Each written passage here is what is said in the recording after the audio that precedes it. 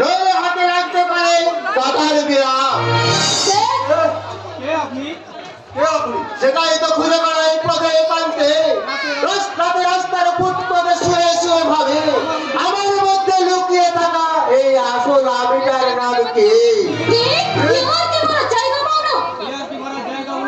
ইয়ার কি মারার জায়গা আজকাল ইয়ান্ত্রিক কালচারের ঠেলায় মরে নদীর মতো শুকিয়ে গেছে ব্যবসা। তার আগে বলুন, এই ভরা নদীর মতো কুলকুল রবে কি গ্রামের মানুষ শুনে যাচ্ছে? কে শুনবে? কার পেটে শোনা বন্ধ করে দাও। আজকাল লাইফ টাইম মুখ বধির করে দিয়েছে মাননীয় মোবাইল। তোমার আসল পরিচয়টা আমি জানতে পারি কি? আমি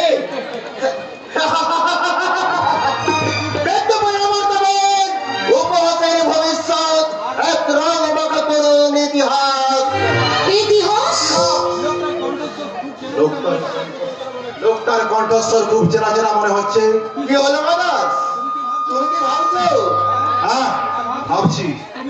তুমি ইতিহাস যখন, তাহলে এখানে কেন? সোজা চলে যাও ওই মিশরের পিরামিডে। পিরামিডের দেশে যেতে হবে কেন? এখানে তো আধুনিক সভ্যতার কবর খুঁড়লে পরে কিছু বর্বরতার কঙ্কাল। এই কঙ্কালের কেমন না দেখতে চাইলে এখানে মনে মনে এখান থেকে কেটে পড়ে বলছি। আমার দিদি অনেকখানি লস হয়ে যাবে। অদ্ভুত ক্যারেক্টার দেখলে আমার দিদি তো সবার কপালে সহ্য হয় না ব্যবসাব, তাই তো নতুন আলো দেখে সব আপকা নাচে বলে তাকে আগুনেই পড়ে মরতে হয়।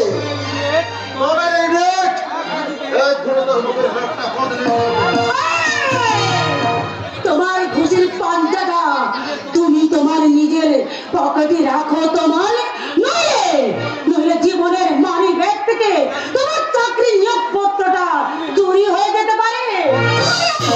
চুরি হবে কেন? ও তো চুরি করে হাত চাকরিটা নেয়নি, আমার কথা মতো নিজের হাতে নিয়োগপত্র দিয়েছে। আর তুই সেটা গায়ের জোরে আজ ডাকাতি করতে চাইছিস।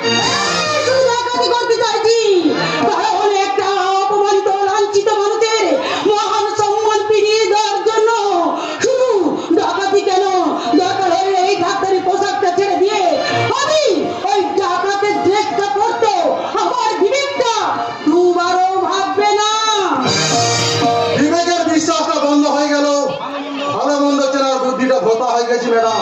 তাই মনে রাখবে, অতি আত্মত্যাগের জুতোটা যতই দামি হোক সেটা পায়ে দিয়ে কিন্তু কোন দেবতার মন্দিরে ওঠা যায় না। মনের চেয়ে বড় মন্দির আর কোথাও নেই। সেটা পবিত্র রাখলে বিজ্ঞাপনের কোন রং দিয়ে বিজ্ঞাপন ছাপতে হয় না। করতে গিয়ে আজ তুই তোর নিজের বোনের মনে খুব দুঃখ দিলি রে দিদি।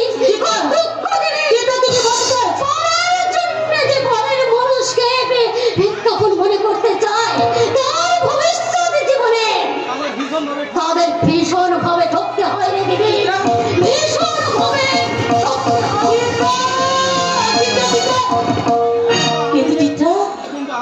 কিন্তু আমি যে কর্তব্যের টানে পরকে আপন করার ব্রত নিয়ে বেঁচে আছি।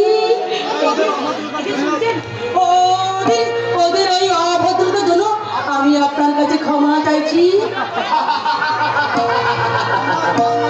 ক্ষমা চাইতে এই জায়গায় বিরল প্রজাতির চিলের মতো জনগণ দেখতে হলে আকাশের দিকে দূরবীন তাক করতে হয়। কিন্তু আমি যে খালি চোখে আপনাকে ঠিকই চিনতে পেরেছি। মাত্র কয়েকদিন আগে আপনি আমার জ্বলন্ত গাড়ির সামনে এসে ছিটকে পড়েছিলেন।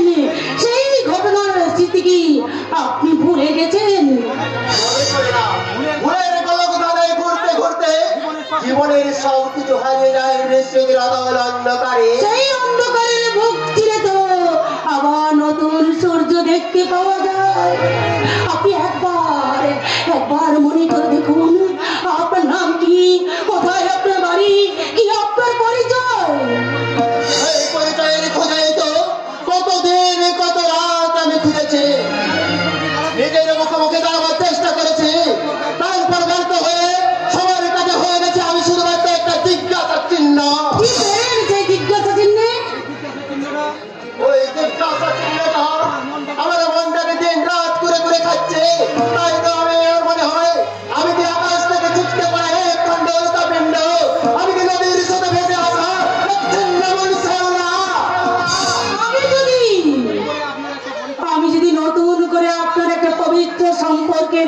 অঞ্জলি দিতে চাই।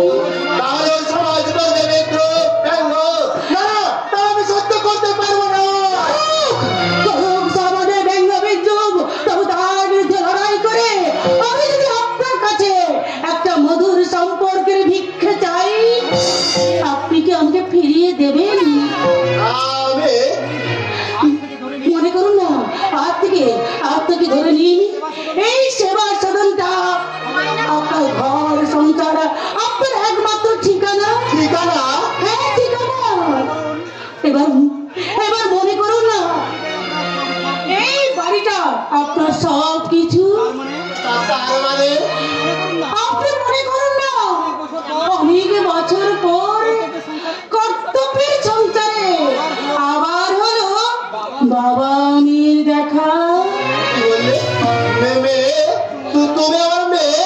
কেন আমাকে মেয়ে বলে মেনে নিতে বুঝি আপনার আপত্তি আছে?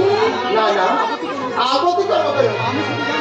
আমি শুধু জানতে চাইবো, একটা রাস্তার লোককে বাবা বলে ডাকার এই মহৎ শিক্ষাটা তুই কোথায় পেলি রে মা?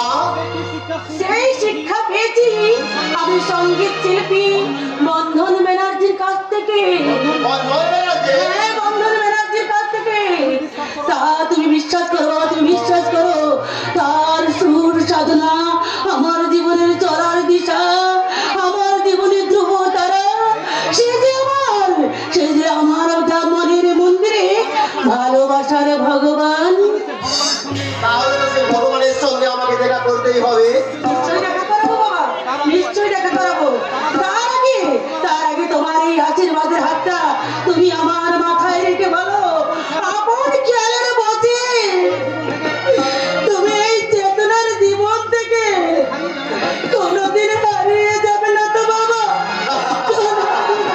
ওর পাগলি, তাই কি কখনো হয়? এই পৃথিবীতে কিছু হারিয়ে কিছু পাওয়ার নামেই তো সুখের জীবন, শান্তির জীবন। সেই জীবনটাকে আমি উৎসর্গ করবো তোমার পায়ে। আর তোমার পা ধরে আমি কি বলবো জানো বাবা?